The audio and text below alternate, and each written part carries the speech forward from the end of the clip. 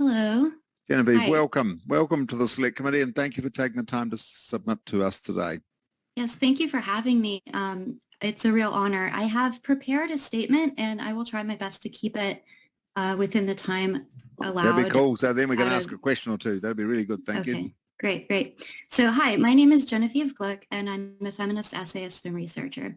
I am speaking to you as an American citizen in opposition to sex self-identification, which would be enacted under this bill. What this bill calls an administrative process allowing people to have greater autonomy over identity is, as I understand it, the state-approved falsification of a person's identity by changing their sex marker on official documents.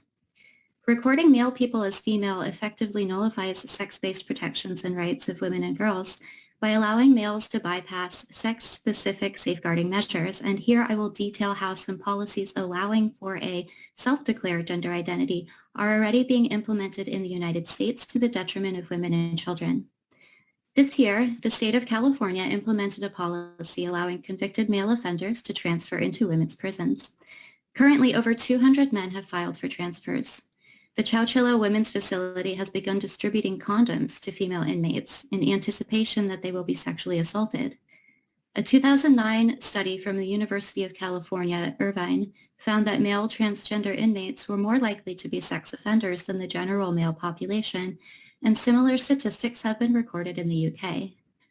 For example, Karen White, a male who is a convicted pedophile, was housed in the female prison estate because of his transgender status and sexually assaulted 2 female inmates.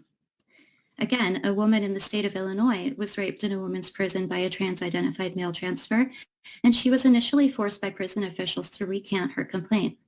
Women in hospital wards in the UK report being sexually assaulted by men placed in women's wards, and those who speak up are called bigots. There was also the case of Dana Rivers, a male formerly named David Warfield, who was a nationally recognized transgender activist from the state of California. Rivers is scheduled to go to trial this month, October, for the triple homicide of a lesbian couple and their son. Rivers has been charged with murder and arson, is currently housed in a women's prison ward awaiting trial. Previously, Rivers had been active in Camp Trans, a campaign against the women-only annual festival called Mishfest, of which the victims were regular attendees. We have also recently seen the MMA fight between trans-identified male Alana McLaughlin, a former member of the U.S. Special Forces, wherein he choked out his female opponent, Celine Provost. Here, the state-enforced inclusion of trans-identified males in women's sport has resulted in male violence against women portrayed as entertainment. Policies which replace biological sex with a self-declared gender identity infringe on the rights of women and girls to privacy and safety, and in effect, legalize the crime of public exposure and normalize voyeurism. One notable example of this was the viral incident at LA's We Spa, where a man who was later revealed to be a serial sex offender self-identified into the women's section of the sauna to be fully nude in the presence of women and girls whose objections were dismissed on the basis of his self-identified transgender status. The situation of incarcerated women in New Zealand is not so different from that of women in the United States. In both countries, as in many countries around the world, marginalized ethnic minority and or low-income women make up the majority of the women's prison population. In February, it was reported that women in Auckland's women's prison were treated in a degrading, cruel, and inhumane manner in a concerted effort to break their spirit. Women were forced to strip in front of male guards, for instance, and 68% of the inmates are Maori, making them the most incarcerated group of Indigenous women on Earth. If New Zealand implements sex self-identification, there will be nothing to stop men from demanding transfers into women's prisons or to any other space where marginalized women require protection from male violence, including rape crisis shelters. Women inmates have already been raped and sexually abused by male transfers claiming a gender identity in the US, Canada, and the UK. Sex self-identification policies ultimately harm the most vulnerable and at-risk women in society. Policies which allow men to self-identify as female enable male violence against women, whether in prisons, in sport, or in facilities designated for women. I have personally seen explicit adult materials uploaded to Pornhub recorded by trans-identifying males in women's spaces, including changing rooms and restrooms. I have even seen explicit content recorded by a man in a dress in the girls' restroom of a high school. The fact of the matter is this: The belief that women and girls, half the human population, are not female humans is inherently dehumanizing.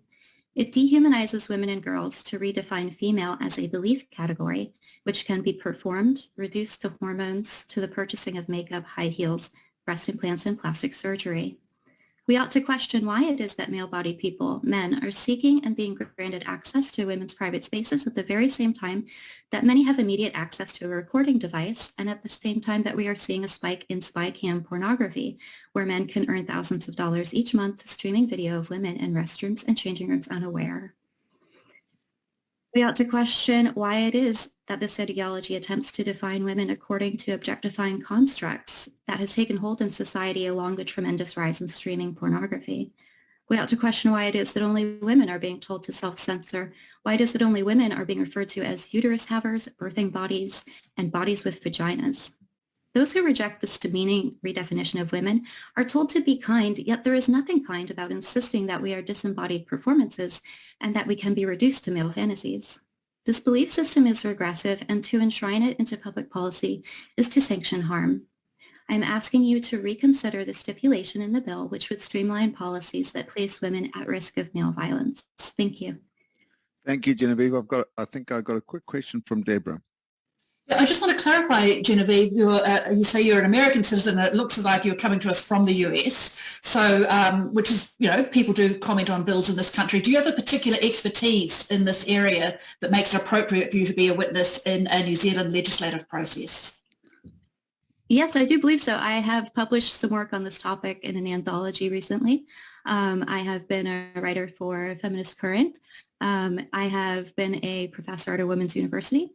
So I believe that my interests and my expertise in writing about topics related to women's rights are, in fact, relevant here. Okay, thank you. You gave a number of examples of harm where men had accessed women's spaces in order to perpetrate some kind of harm. Which of those examples came from New Zealand?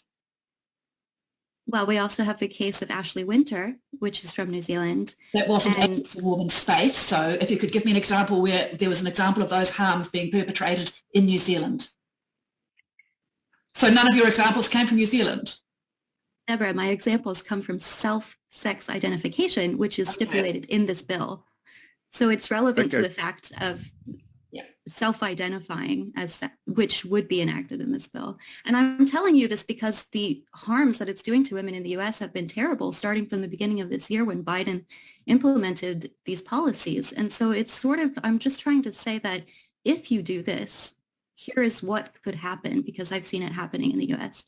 Okay, thank you. Thank you, Genevieve, and thank you for taking the time to submit to us. Thank you so much. Here in New Zealand. And our next submitter is David